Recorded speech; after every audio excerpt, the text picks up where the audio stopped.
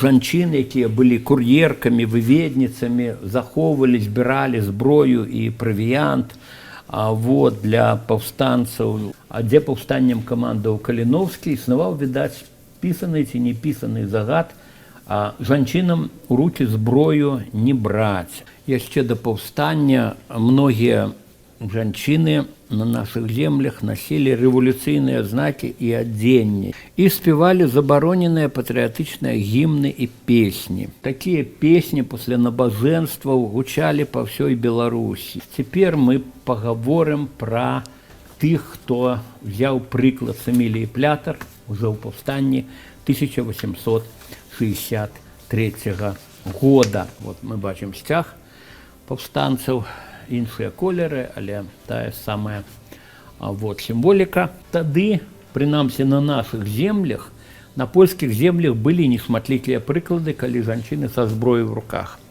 бралі ўдзел у паўстанні. На нашых землях, на землях былога Вялікага княства, дзе паўстаннем камандаваў Каліноўскі, існаваў, відаць, пісаны ці не пісаны загад, жанчынам у рукі зброю не браць. Але яны былі паўстанцкімі сувязнымі, сёстрамі міласэрнасці, стваралі жаночыя камітэты салідарнасці, вольныя хоры. І звароце паўстанцкім да літвінак і русінак гаварылася: якая маці, сестра, жонка, сяброўка, каханая, дачка не знойдзе шляху да сэрца мужчыны, што яе любіць. Натхніце ж іх, запаліце агнём, спыніце свае забавы і дарагія задавальненні. Айчына патрабуе помсты і малітваў, ахвяраванняў на зброю і на справу паўстання. І без гэтых гарачых заклікаў тысячы жанчын тады дапамагалі паўстанцам. Тут таксама я хочу, каб прагучалі імёны, прозвішчы удзельніц паўстання. І, можа быць, вы пачуеце тыя, жанчыны рыхтуюць медыкаменты, шчыплюць корпію. Корпія гэта такія ніткі з тканін, якія вырывалі. Корпія замяняла тады у медыцыне цяперашнюю вату. Яшчэ да паўстання многія жанчыны на нашых землях носілі рэвалюцыйныя знакі і адзенне, як пішацца ў гэтых следчых дакументах царскіх, і спявалі забароненыя патрыятычныя гімны і песні. Такія песні пасля набажэнстваў гучалі па ўсёй Беларусі, і ў Менскім катэдральным саборы Дзевы Марыі, і ў Полацку, і ў Рэчыцы, і ў Пінску, на Ваградку, Мазыры, на ўсім абшары былога Вялікага княства Літоўска. І тады ствараліся таксама такія вандроўныя групы жаночыя, вольныя хоры, якія ездзілі з горада ў горад і наладжвалі гэтыя канцэрты забароненых песняў. І за гэта, канешне, жанчын каралі. Няхай прагучаць іх таксама імёны. Былі пакараныя такія спевачкі судамі, штрафамі, высылкамі: Вітольда Гувальд, Аліна Белавежская з Гомельскага павета, сестра Марыі Ямант. І Марыя Ямант там трапілася, мы пра яе потым больш пагаворым. Это нарачоная Каліноўская сестра Марыі Ямант Людвіка, якая потым была высланая сям'ёй у Рязанскую губернію за удзел у паўстанні. І шляхцянкі насілі на знак солідарнасці з паўстанцамі і жалобы па палеглых насілі вопратку, капялюшыкі, парасоны чорнага, белага і фіялетавага колераў. Гэтыя жалобныя знакі забараняліся, жанчын абкладалі вялікімі штрафамі, у тым ліку і за, як сведчыць зноў гэтыя следчыя дакументы, за фіранкі непажаданых колераў, это значыць белага і чырвонага колераў. І шляхцянку Амалію Лашкевіч абвінавацілі ў тым, што яна пашыла себе нацыянальны ўбор і якраз такія фіранкі такіх колераў. Марыну Ульянаўскую таксама судзілі за тое самае, а таксама за крамольныя песні і зачыставання селян, таемных уніятаў, якія адмаўляліся прымаць праваслаўную веру. І вот этим царскім служакам не падабалася ўжо тое, што асаблівым чынам падстрыгалі сабе валасы нашы жанчыны. Вот. У Кацярыны Шалюты адабралі ўсю маёмасць за распаўсюд антыурадавых вершаў і ўлётак. Шляхцянка Ванда Белякович, родом з Віцебскай губерні, Белякович – это старажытны такі полацкі шляхецкі род, яна паклала у труну свайму мужу паўстанцу сваё фото, каб з ім не разлучацца, была таксама судзімая, і на яе наклалі штраф 300 рублёў. Это былі велізарныя на той час грошы, столькі зарабляў царскі турэмны наглядчык за год. Начальником этого северо-западного края, як наши земли называліся тады в офіцыйных документах, сама назва Беларусь, як і назва Літва, былі забароненыя. А начальником быў прызначаны граф Муравьёў-Вешальнік, так, Мікалай Муравьёў, які ўсё жыццё замольваў юначыя декабрыстскія грахі. Ён быў декабрыстам, трапіў у турму, там усіх выдаў, пасадзіў там дзесяткі сваіх таварышаў у турмы. І вот ён праз 2 тыдні ўжо як прыехаў у Вільню, ну, першы ж дзень, а мы калісьці гаварылі пра гэта на лекцыю, першы ж дзень ён падпісаў смяротны прысуд паўстанцу Адаму Пуслоўскаму, які ўдзельнічаў у паўстанні ўсяго 6 гадзін. Напалі карнікі, разбілі яго аддзел, ён трапіў у палон, ну ніхто не думаў, што вот за такі кароткі час вот ён атрымае смяротнае пакаранне. У першы ж дзень свайго прыезду Муравьёў выдаў вот такі вот загад, а праз 2 тыдні ён выдаў загад, які указ, які забараняў мясцовым жанчынам і дзяўчатам насіць чорнае адзенне і ўпрыгожванні, якія асацыяваліся са смерцю і пахаваннямі. Былі забароненыя кулоны з крыжыкамі і чарапамі, ланцужкі, вось, і чорныя банты, вот, чорныя шалікі, і указ гэты прадугледжваў, што кожны дзяржаўны службовец, сваячка якога з'явіцца на публіцы, сваячка нават не жонка, там сестра, маці, напрыклад, там племенніца, гэтай службовец адразу пазбаўляецца пасады. Вот. Нельга было выкарыстоўваць чорны колер у аздабленні будынкаў, нават прыватных, там вывесіць там які-небудзь цёмную тканіну на знак жалобы, за это таксама такія самыя пакаранні, вот, чакалі вінаватых. Ну і ведаеце, архівы захавалі даносы тагачасныя пра тое, што дзеці, дзяўчынкі гулялі у лялькі, якія былі апранутыя таксама у цёмных колераў, сукеначкі там, капялюшыкі, за это каралі бацькоў. Таксама жорстка каралі, як быццам сама маці была вот у гэтых уборах. Ну і вот уявіце сабе, у Вільні бясконца адбываліся гэтыя пакаранні паўстанцаў. Ну і я уяўляю, што сваячкі, блізкія, ну, каханыя, там сёстры, маці, ну, павінны былі пайсці, каб убачыць апошні раз свайго дарагога, блізкага чалавека. І калі яны прыходзілі вот на гэтыя страты гэтых паўстанцаў, на смяротныя пакаранні, калі яны прыходзілі хоць з нейкім элементам жалобным, іх таксама забіралі, іх судзілі, штрафавалі і высылалі у далёкія губерні расійскія.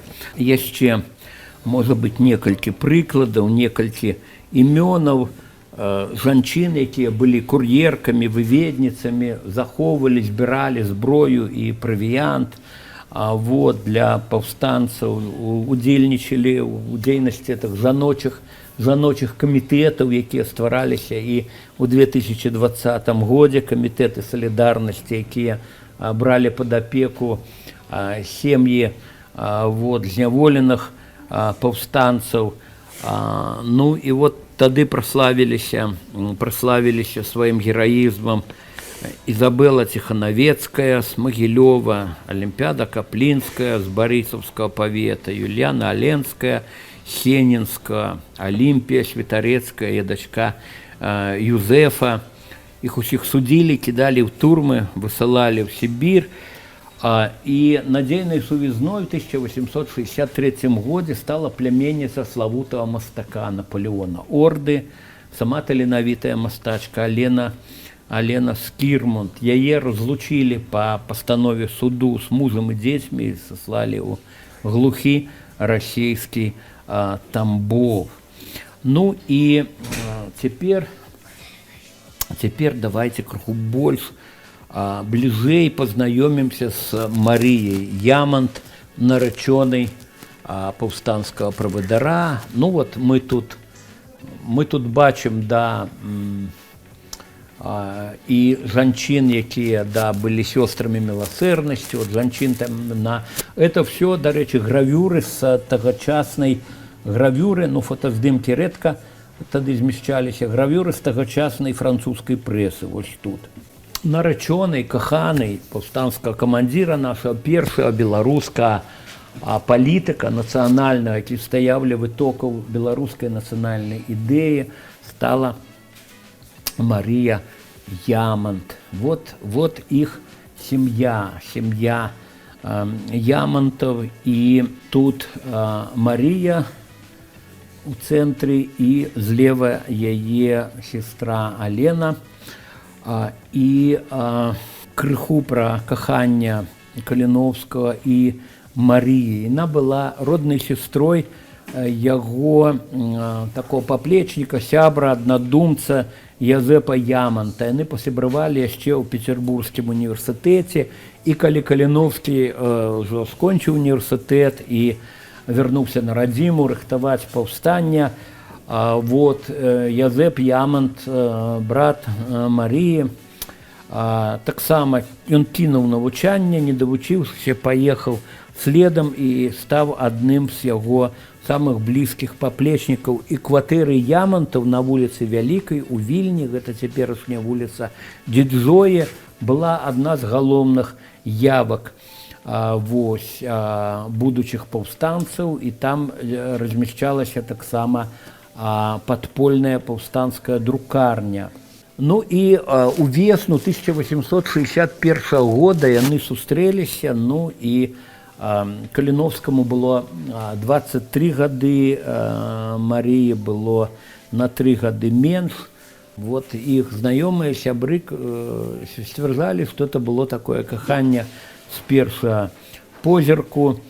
Вот. І хутка Каліновскі ўжо быў такім жаданым госцем у сябры Ямонтаў. Марыя была вельмі адукаванай таксама дзяўчынай, як і яе папярэдніца Эмілія Плятар, таксама ведала замежныя мовы, цікавілася гісторыяй. Ну і праз год у 1862 яна зрабілася нарачонай Каліновскага, атрымала заручальны персцёнак, ну і як там піша ў сваіх успамінах Людвіка, яе сестра, просто свяцілася шчасцем, чакаючы ўжо вяселля, хоць, напэўна, прачуваючы, што наперадзе будуць цяжкія выпрабаванні. Ну і яшчэ да паўстання яна стварыла са сваімі сёстрамі жаночий камітэт, які займаўся нарыхтоўкай правіанта, там зброі, пораху, удзельнічаў у гэтым. Ну і у тую самую студзеньскую ноч, калі паўстанне дагарала, калі схапілі Каліновскага, паліцыя арыштавала і всю сям'ю Ямонтов. І Каліновскага зняволілі ў былым дамініканскім кляштары, а Марыю у манастыры якраз насупраць. І яе цётка Ядвіся падкупіла ахову, наладзіла нарачоным ліставанне, і я тут працытую такія кранальныя вельмі словы. У цэдулцы да Любы Каліновскі пісаў: зайздросцю свабодзе вароны, якую бачу з вакна на снезе. Ну і дзякуючы этой цётцы Ядвісе да нас дайшоў і вершаваны ліст да Марыі, напісаны Кастусём незадоўга да смяротнага пакарання. Марыська Чарнаброва, голубка моя, где спадзелася счастье, ясна доля твоя. Все прайшло, як бы не бывало, одна страшэнна горыч у грудях застала.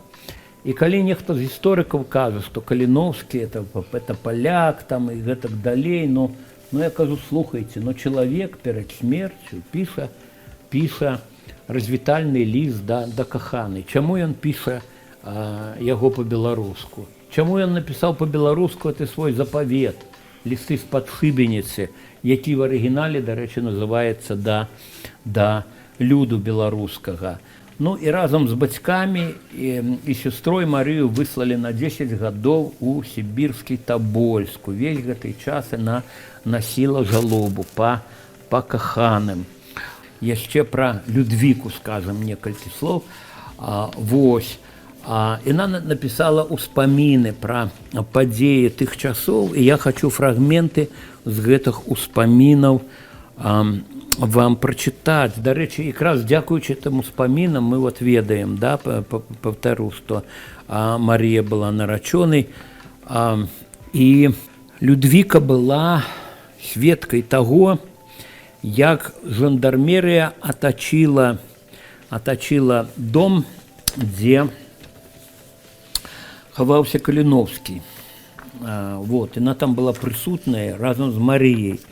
Не задумваючыся, піша на ў сваіх успамінах за шмат гадоў, маланкавым рухам ён расхінае акно, і як быў бялізні з цяжкасцю выбіраецца на дах, пакрыты густым інеем, зіма, снежань, дзе прыціскаючыся грудзьмі да чарапіцы, якая яго ўтрымлівае, мае перспектыву ў любую хвіліну ўпасці на галовы салдатаў. У той раз Канстанцін толькі цудам ацалеў, бо ў яго ўжо рукі акасцянелі, і замерзаючы, ён губляў прытомнасць. Толькі яго маральная і фізічная сіла дапамаглі яму вытрываць гэтае страшнае выпрабаванне, дзіўнае наканаванне лёсу. Яшчэ можа быць фрагментик. Маючы абавязак пастаянна сачыць за патрэбамі зняволеных, маецца на ўвазе дзейнасць ужо жаночага камітэта салідарнасці, мы даведаліся, што затрыманыя сяляне, якія падтрымлівалі паўстанцаў, знаходзяцца ў казармах гэтак званага былога дома Зайкоўскага, пакутаюць праз адсутнасць чыстай бялізны і шмат якіх іншых неабходных рэчаў. Мы дамовіліся па чарзе дастаўляць туды ўсё, ў чым яны маюць патрэбу. А каб мы пайшлі ўдзвюх, за намі служанка несла кош, запоўнены бялізнай, цукрам, гарбатай, тытунём і іншым, разам са спісам змесціва каша. Брама казармы знаходзілася ў той час пры Антокальскай дарозе. Вязні ўбачылі з вакон, што мы іх выглядаем, і прыслалі падкупленага салдата, які забраў кош, а пусты вяртаў нам назад. Ну, бачыце, можна было тады падкупіць гэтых ахоўнікаў. Цяпер, напэўна, у нашых зняволеных значна цяжэйшыя умовы. Ну і Людвіка была замужам ужо за Людвікам Родзевічам, і іх пасля таго, як раскруцілі эту справу, царскія следчыя выслалі сям'ю ў Рязанскую губерню ў 1865 годзе. Ну і цяпер наша гераіня Каміла Марцинкевич, дачка